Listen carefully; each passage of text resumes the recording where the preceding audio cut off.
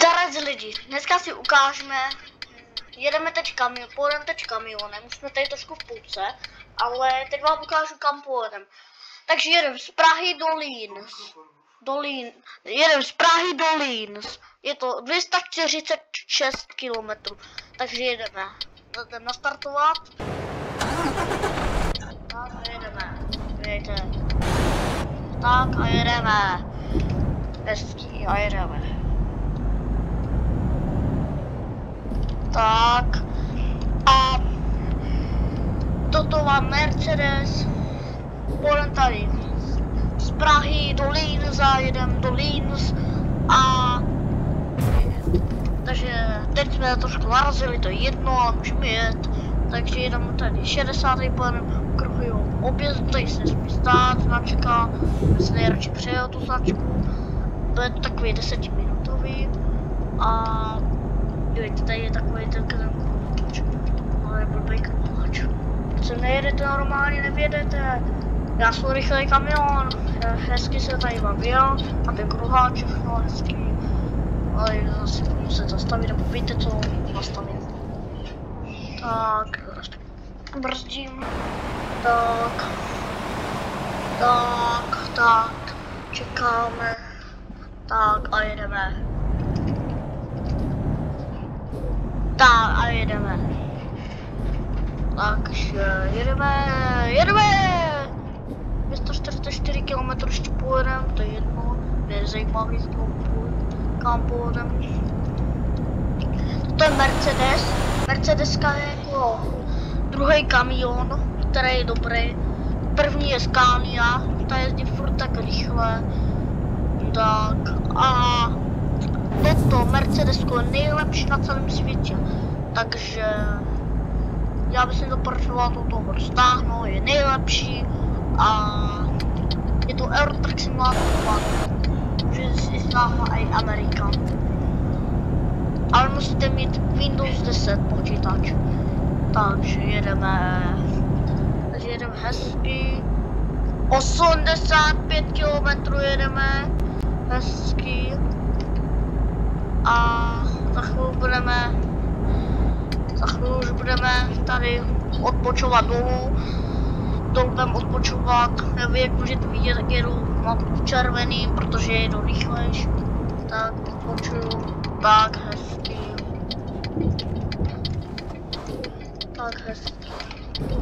nebojíme se, protože tam musíme vyjet, nebojte, nejeďte mi tam, protože vy máte přednost, já mám hlavu. Takže, protože je to před náma. A tak ještě pojedeme 215 km. To přece nic není, ne? Tak. Jedeme hezky Euro Truck Simulator 2. Jedeme. Jsem nechtěl právě udělat, to, ale já vám ukážu, hezky, že jo? A Mercedes je dobrý, ale kolik mám poškození? 2. Takže se podívám ten F7 a v kamiona máme 2 poškození a poškození návěsu taky 2. Tak počkejte, já jsem tady tam chtěl, můžeme jet. Tady dám F5 a jedeme zase podle mapky. Takže tady teď jedeme 200 km ještě a víte, jak jedu rychle, jedu 70, je to tak akorát jedu 70, můžu jet 80, už jedu 80 skoro, 88, 79, 80, 81, to můžu překročit, to je jenom přece blbá hra, ne, takže můžu překročovat rychlost a takový. Ale tady se asi první budu muset zastavit na benzínce, nebudu muset, mám hodně benzínu. Mi se normálně jedno stalo, jako že jsem jednou jel, mám i American Truck Simulator a i mi se to normálně stalo, a i v týmto se mi stalo, a v Amerikán se mi stalo normálně, že mi došel benzín, pokud jsem nastartoval, ale jsem byl v týmto v cíli, ale v tým Amerikám jsem někde v půlce, co mi stalo, někde v 5 kilometrách ještě jsem musel jet, ale toto video se vám bude určitě líbit, dejte, klikněte na tlačítko lajku, dejte 80 000 lajků a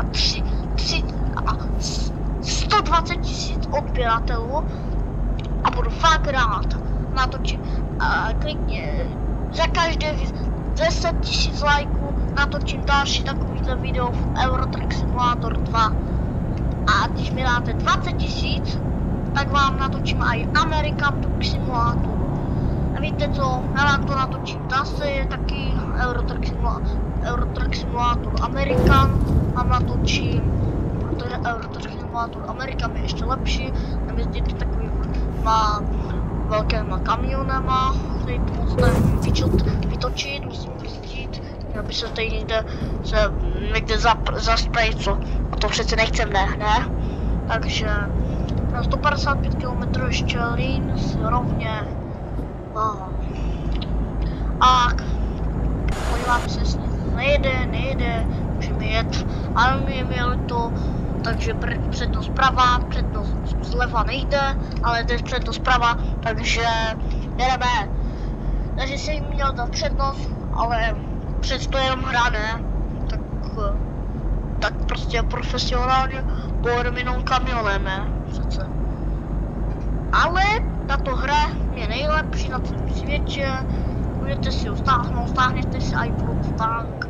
Já vím, že World Tanku jsem říkal, že to je hnusný, ale já to potřebovala na YouTube, takže to nebudu říkat a tak budu točit, tak už tady budu za chvíli točit, doleva do zatáčky, teď tady budeme točit, teď tady točíme do zatáčky, tak hezky jedeme, tak teď pojedeme tak 100, jedeme 90, skoro 100, tady můžeme jenom 50, ale vás to nezajímá přece, ne? Jedeme furt hlavně, ne? Přece. Takže jedeme 100 km za hodinu. Předem tady můžeme nebo netočit. Já vím, že tady je plná čára, ale co máme dělat. Takže když je plná čára, to přece nebudeme uhýbat, ne? Přece. Prosím, ne, tak trošku jsme narazili, nejednu. Tak, hezky. Ještě pojedeme pak 100 km a pak se s váma loučím v Linz. Takže jedeme, teď podíváme na mapku, tak dlouho ještě pojedeme. A je to úplně kousíček, takže jedeme. A to jedeme. A to dojedeme strašně brzo. Tak, to video tak bude 10, 12, 13 minutový. Takže toto Mercedes si berte Scaniu a Mercedes a DAF si berte a Iveco si neberte, protože Iveco je ten nejhorší kamion, protože mi jelo Iveco, jako normálně mi jelo jenom Iveco 50 km. To bylo asi nějaký blbý tank, tak ne, to bylo asi nějaký blbý nákladák, takže já bych asi nejezdil s Ivecem. Já bych jezdil spíš s Mercedes a takovýma kamionama, ne tankama. Z to pletu a taky hraju někdy v tank, takže z to pletu někdy. Takže už pojedeme jenom 90 km, ne dobrý, ne, 50. Tak, teď točíme doprava a to někdy pletu s těma tankama, protože já už tanky vlastně hraju, takže taky natáčím někdy video s tankama, takže podívejte i na ty tanky. A natočím vám i Euro Truck Simulator American, protože tak mám taky, tak kdyby tady jel auto, tak jsem to takhle zatočil, tak hezky, krásný svět. Natočil ještě po 74 km, 73, 72, jedeme teď zrovna do 2 km za hodinu, teď polově celá zatáčka, takže už trošku nadjedeme, nejedeme do trávy zbytečně. A tady už předjedeme teď kamiona, tady můžeme, teď je plná čára, no mi je jedno, jestli je nějaká blbá dlouhá čára, plná čára, no a tady by se správně nemělo přetíždět, ale co by se mělo, ale to Iveco bylo pomalý. Brzdíme, musíme tady vytočit, ještě pojedeme 51 km, 50 minut trvá. A to je jenom takovéhle zkušební jízda, jako já moc kamionova neumím jezdit, takže já to mám moc já někdy narazím a pak už ani nestartám, musím si dát nový profil a tak vlastně ještě pojedu 44 minut a ne, vlastně tady mám ještě 41 km, to budu mít hned na tak 12-13 minutový video, bude to tak 12-13 minut, posledních 36 km dojíždím a v tím Linzu budeme už hned, takže 33, už to bude jenom 30 km, to tady je Eurotrack Simulator úplně jinak než doopravdy, protože v doopravdy jsme tady ještě jeli půl hodiny, 28 km, ale tady to jde hned, tady běží od minuty rychle a ty kilometry taky, to ani nejsou po kilometry, možná nevím, ale už tady za chvilku budeme končit, 12-13 minut bude, takže natočený 21 km, 20 ještě, tak zase jsme narazili. Vidíte, že já moc neumím jezdit prostě s kamionama, já spíš hraju takový ten War of Tank, protože War of Tanka moc umím, ale s tím to moc neumím. A teď už budeme brzdit a pojedu doprava do Linzu. Tak.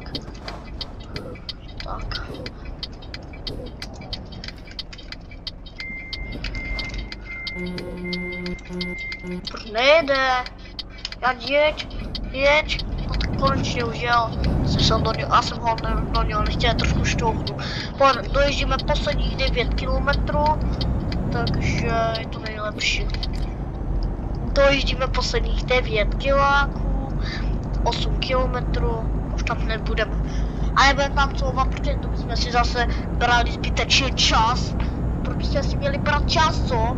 Protože, no, zbytečnou, to bychom s couváním. Já vím, já nemám rád couvání, já se někdy jako couvu, ale dojíždíme posledních 4 km, objevili si město Linz, objevili si město Linz, tak a už tady budeme za 3 km, poslední 3 km.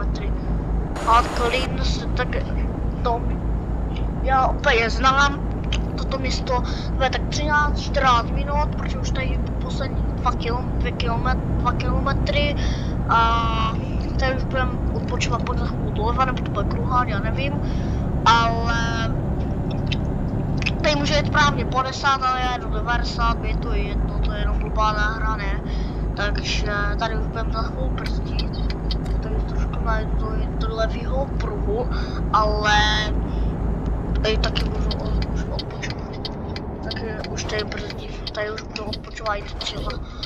Takže tady už budu odpočívat do cíle, už tady taky natáčíme 13 minut. Už asi se budeme zašaltit, tak hezky. Krásně, stej nadjedu, hezky, tak si taky musím nadjet, tam nenarazím, a tak jako já jsem docela zkušený v tímto, ale budma, tak, zatím, takže dívejte, kolik jsem stál v bodu, takže zatím, zdarec!